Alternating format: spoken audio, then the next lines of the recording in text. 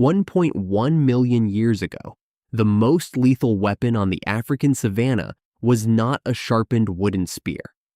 It was a whisper.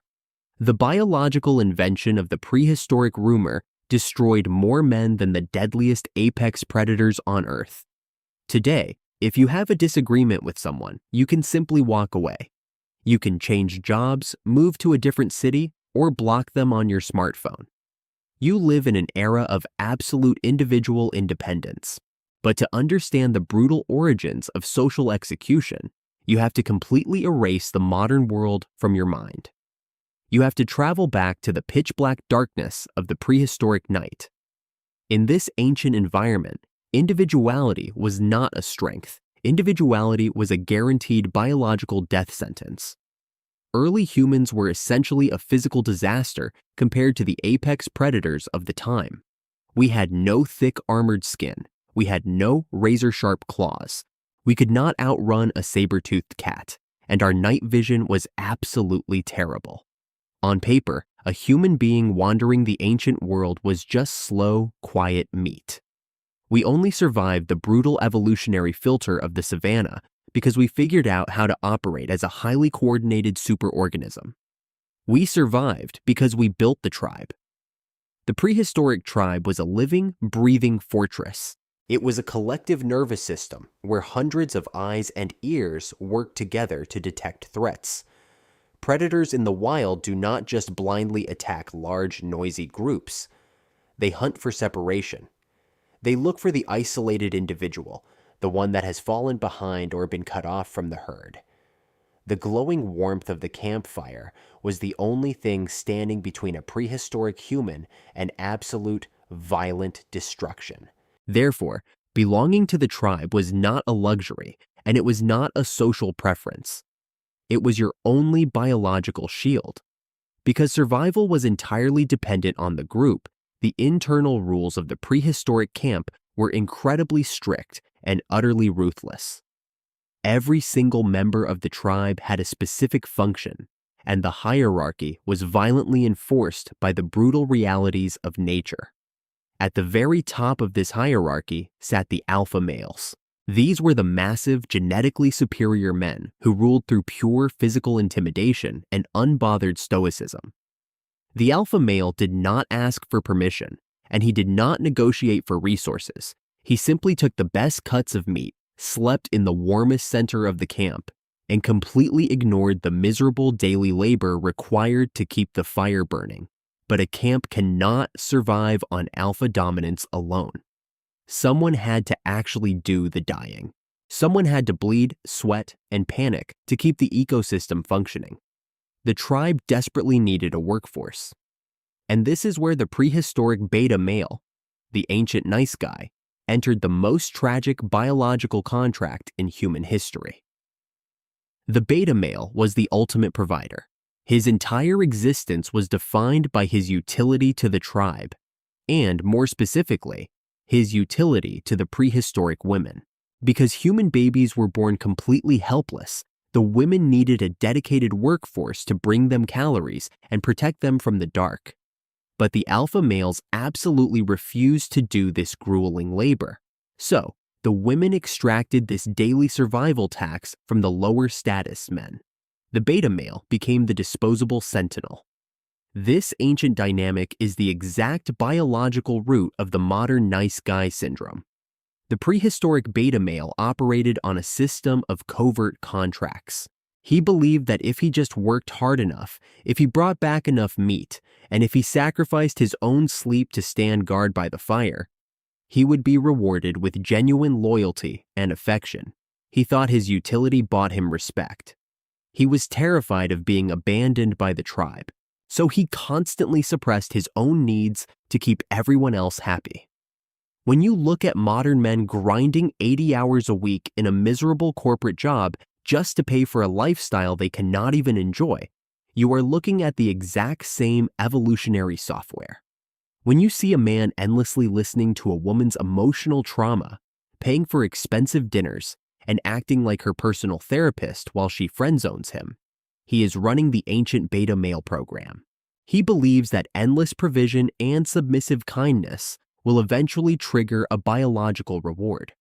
But biology does not respect submission. And the prehistoric savanna was not a fair place.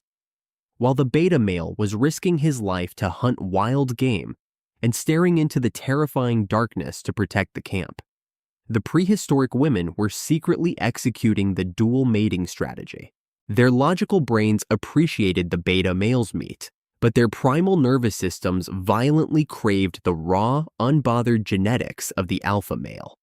So, they used the cover of the prehistoric night to sneak away from their exhausted providers. They secured the dominant DNA of the alpha, and then quietly returned to the fire to let the clueless nice guy raise the offspring. The beta male was the victim of a massive, coordinated genetic scam.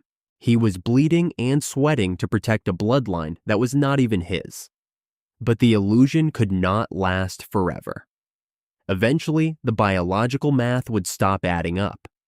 Eventually, a beta male would return from a hunt early, or wake up from a light sleep, and catch his mate sneaking back from the shadows. The veil would drop. The nice guy would finally realize that his entire life was a disposable lie. This realization created the most dangerous, volatile moment in early human history. Because a beta male who realizes he is a slave is a beta male who suddenly has nothing left to lose. The beta male is standing by the fire. He has not slept properly in days. His bloodstream is flooded with cortisol. He is holding a heavy, sharpened wooden spear. He looks at the woman he has been protecting, and he looks at the massive alpha male sleeping peacefully in the center of the camp. A dark, violent rage begins to boil in his primitive brain. The nice guy is finally getting angry, and an angry, armed beta male was a catastrophic problem for the entire tribe. If the beta male decides to explode, if he decides to physically attack the woman who betrayed him, or if he starts a violent riot inside the camp, the entire superorganism is compromised. In the wild, internal chaos is a death sentence. If the men are busy killing each other around the fire, nobody is watching the perimeter. If the fire dies during the fight, the dire wolves and saber-toothed cats waiting in the dark will wipe out the entire camp in a matter of minutes. The tribe simply could not afford a physical confrontation. They desperately needed the beta males to stay docile, keep hunting, and keep paying the survival tax. They needed to neutralize the angry nice guy immediately, but they had a massive logistical problem. How do you disarm an angry armed man when you do not have the physical strength to fight him? The prehistoric women were physically smaller. They lacked the muscle density and the fast-twitch muscle fibers to take down an enraged beta male in a head-to-head fight. If they tried to use physical violence, they would lose, and they could not rely on the alpha males for help. The dominant alphas were completely indifferent to the emotional drama of the camp. To the alpha male, the beta's anger was pathetic. The alpha did not care about the survival contract, and he certainly was not going to risk an unnecessary physical injury just to play referee in a domestic dispute. If the beta male directly challenged the alpha would kill him in seconds. But the women could not count on the alpha to manage the daily compliance of the workforce. The prehistoric women realized that physical force was completely useless. To control the men who provided their resources, they had to invent a completely new type of warfare. They needed a weapon that was invisible, highly coordinated, and absolutely lethal. They needed a way to break a man's spirit, disarm him, and completely remove him from the tribe without spilling a single drop of blood inside the camp. They had to weaponize the only thing the beta male was truly terrified of. They had to weaponize the social fabric of the tribe itself.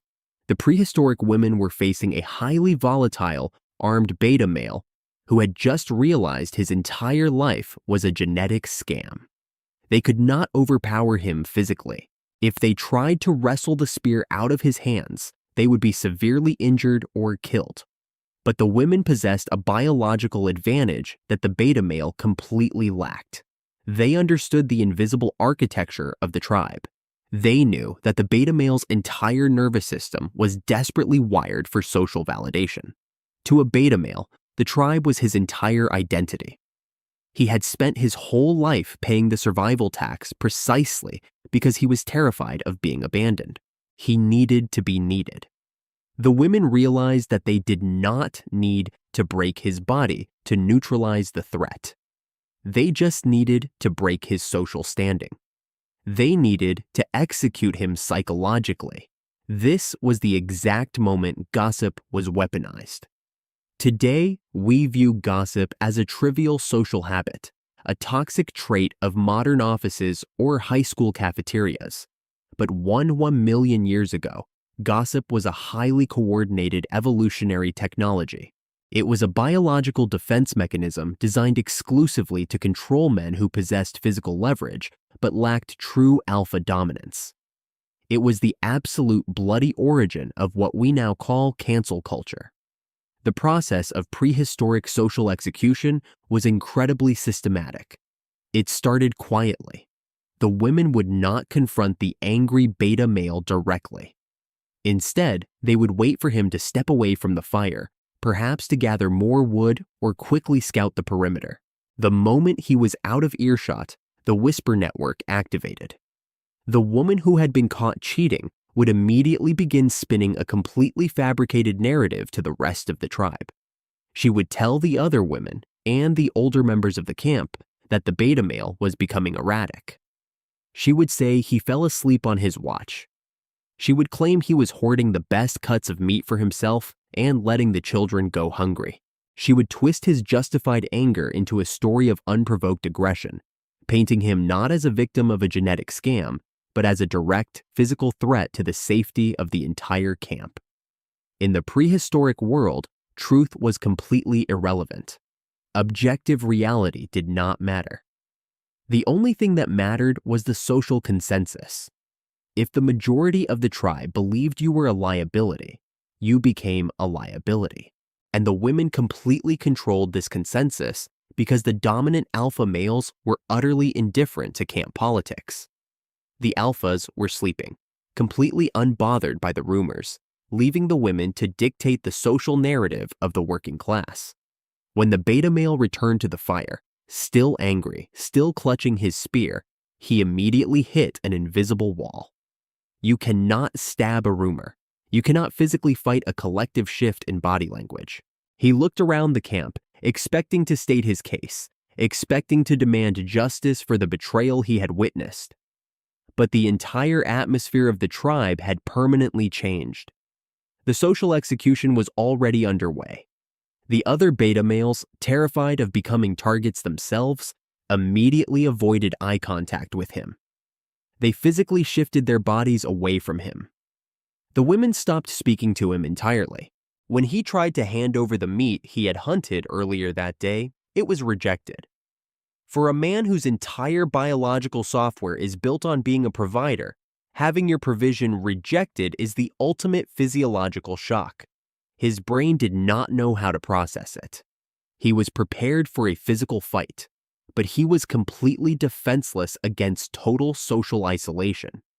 The anger that had been boiling in his veins was instantly replaced by a deep, crushing ancient panic. His cortisol levels skyrocketed. His nervous system recognized that the collective organism of the tribe was violently expelling him.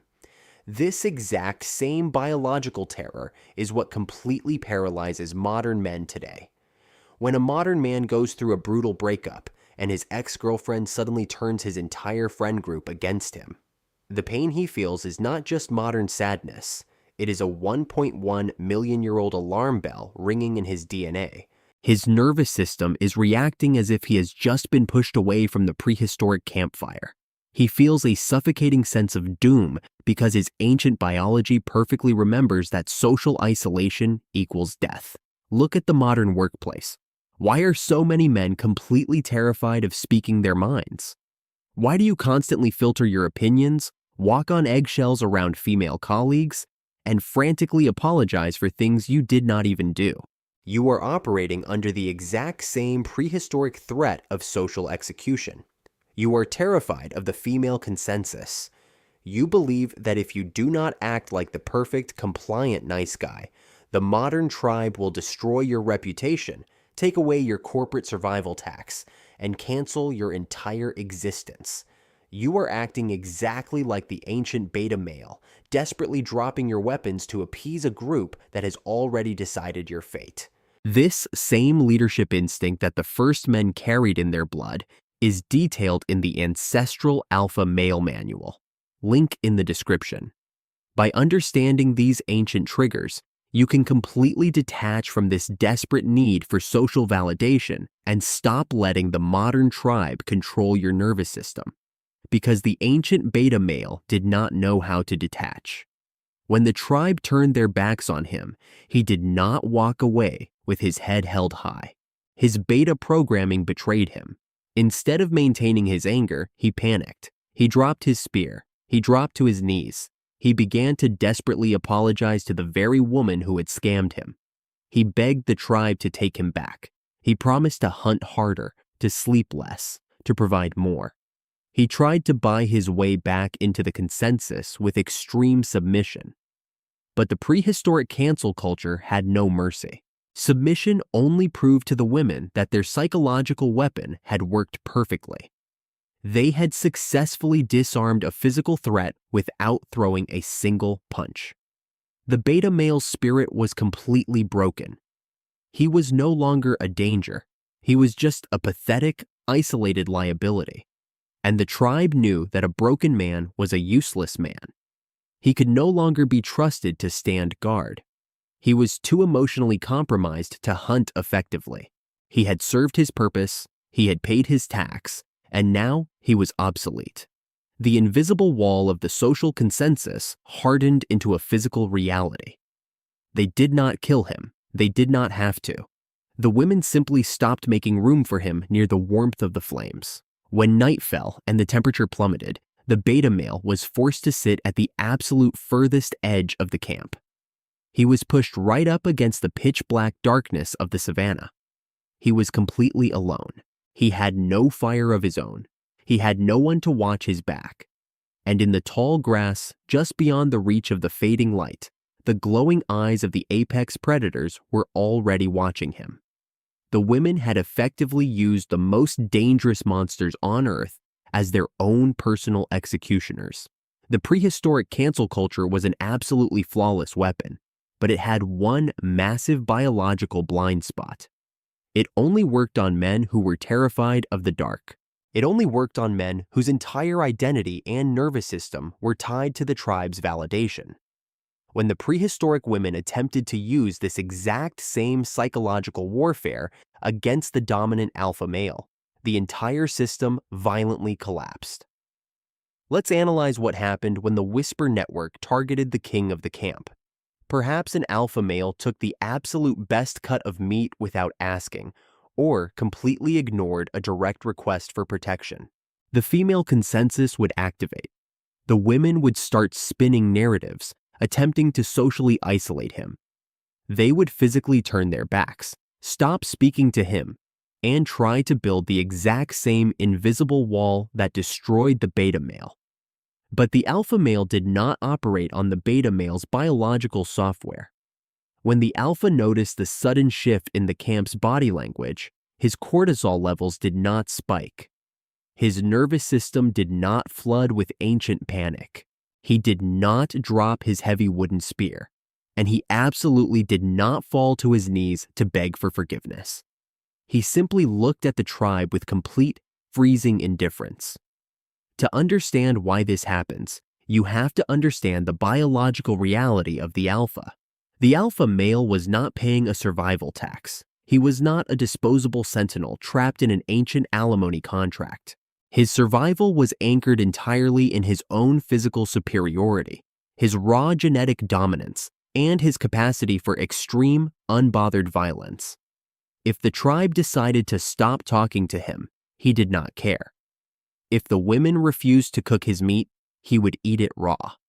If the collective organism of the camp threatened to push him to the freezing edges of the firelight, he did not panic. He would simply grab his weapon and walk into the pitch-black darkness willingly. The alpha male did not fear the glowing eyes in the tall grass. He knew that he was the most dangerous monster on the savanna. And this complete lack of fear short-circuited the female biological consensus. When a woman sees a man who is entirely unfazed by the threat of social isolation, her evolutionary software malfunctions in the best way possible. The prehistoric women used gossip expecting the man to crumble.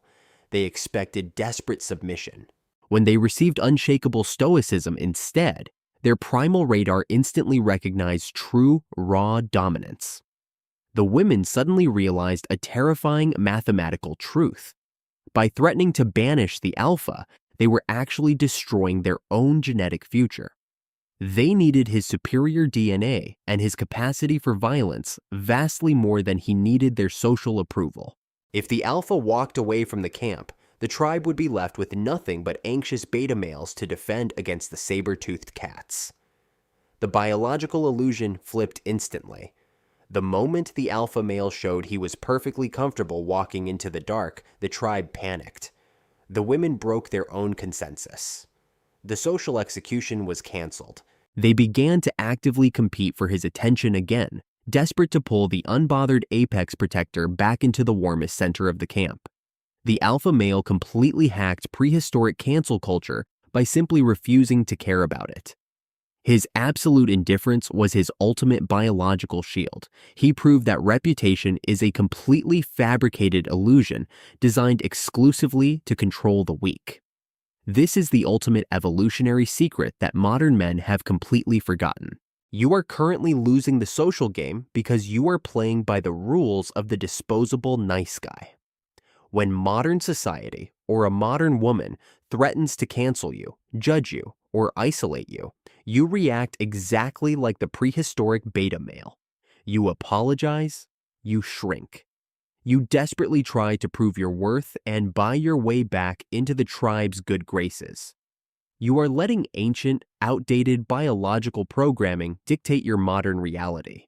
You are acting like a man who is terrified of being pushed into the dark, completely forgetting that you have the exact same genetics as the men who conquered the dark. The alpha male survived the prehistoric night because he understood a biological truth that the beta male was completely blind to. You cannot be exiled if you do not care about belonging.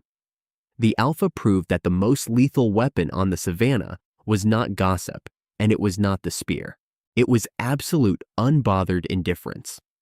When you look at the modern dating market and the modern corporate world, this exact same ancient war is being fought every single day.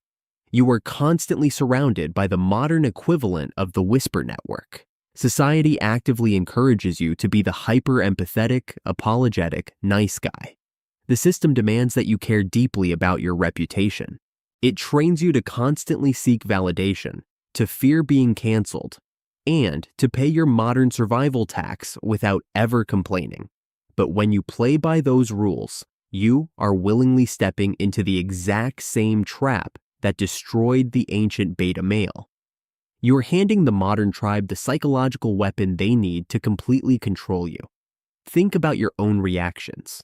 The moment a woman threatens to pull her attention away, or the moment your social circle threatens to judge your behavior, your ancient beta programming violently kicks in. You panic. You over-explain yourself. You drop your masculine frame, suppress your own needs, and practically beg for readmission into the group. You are terrified of being pushed out of the light. And just like on the prehistoric savanna, your submission instantly kills any genuine biological attraction. It proves to her primal nervous system that you are weak, dependent, and easily manipulated by the threat of isolation. A woman's DNA cannot respect a man who is terrified of the dark.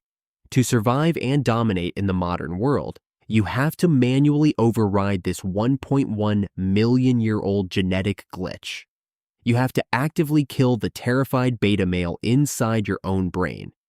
You carry the exact same genetic code as the ancient alpha men who stared into the pitch-black darkness and smiled. You just have been conditioned by a weak society to forget how to use it. The next time the modern tribe attempts to run a social execution on you, you do not apologize. The next time a woman tries to leverage social pressure to test your frame and control your behavior, you do not shrink. You hold your ground. You project absolute freezing indifference. You show them that your reality and your survival are anchored entirely in your own competence, not in their fragile consensus. When you willingly embrace the darkness, when you prove that you are completely unafraid of standing alone, the biological illusion shatters. Her ancient radar will bypass your modern clothes and instantly recognize the raw, unbothered dominance of a king. By not fearing the isolation, you force the modern tribe to realize that they need your stoic stability far more than you need their fleeting validation. You stop being the disposable nice guy standing guard at the edge of the fire, and you finally become the undeniable alpha. Ancestral Alpha Male Manual is in the link in the description. Click now and discover the instinct that every man carries, but few know how to use to regain your leadership posture, self-confidence, and respect.